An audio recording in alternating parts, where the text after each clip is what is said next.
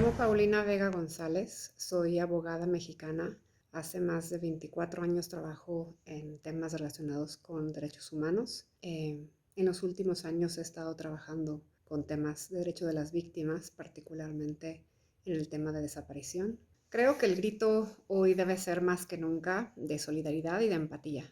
De solidaridad con quienes sufren la violencia, con quienes sufren de los abusos, con quienes se mantienen en condiciones marginales, con quienes sufren de pobreza. Y la solidaridad debe estar también con aquellas personas que nos ayudan a que los alimentos sigan produciéndose y lleguen a nuestras mesas.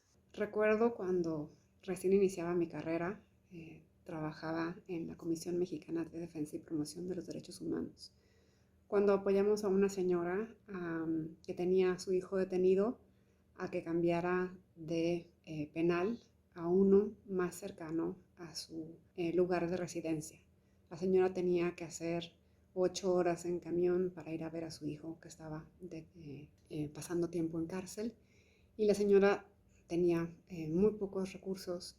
Nosotros no cobramos el servicio, pero ella, cuando terminamos su trámite, llegó un día a la oficina con una cubeta de mangos y nos dijo: no tengo para pagarles, esto es lo que tengo y quiero compartir con ustedes.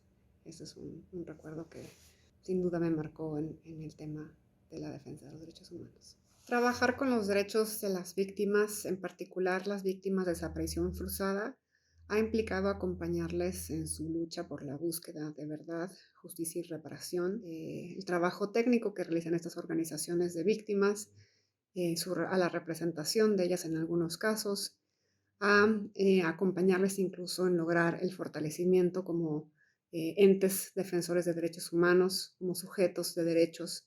Creo que fue darme cuenta de los privilegios de los que gozo, de la educación que tuve acceso y de cómo una parte de darle sentido a esta existencia tenía que ver con poder servir a otros, a otras, particularmente ante la injusticia. Siempre la injusticia me ha parecido algo por lo cual todos deberíamos oponernos, y qué mejor que dar un servicio desde lo legal, que en este caso es mi formación. A todos quienes integran la Federación Internacional de Derechos Humanos, al Secretariado Internacional, a las organizaciones miembros, a los miembros del Buró Internacional, muchas felicidades por este primer centenario. Larga vida a la FIDH.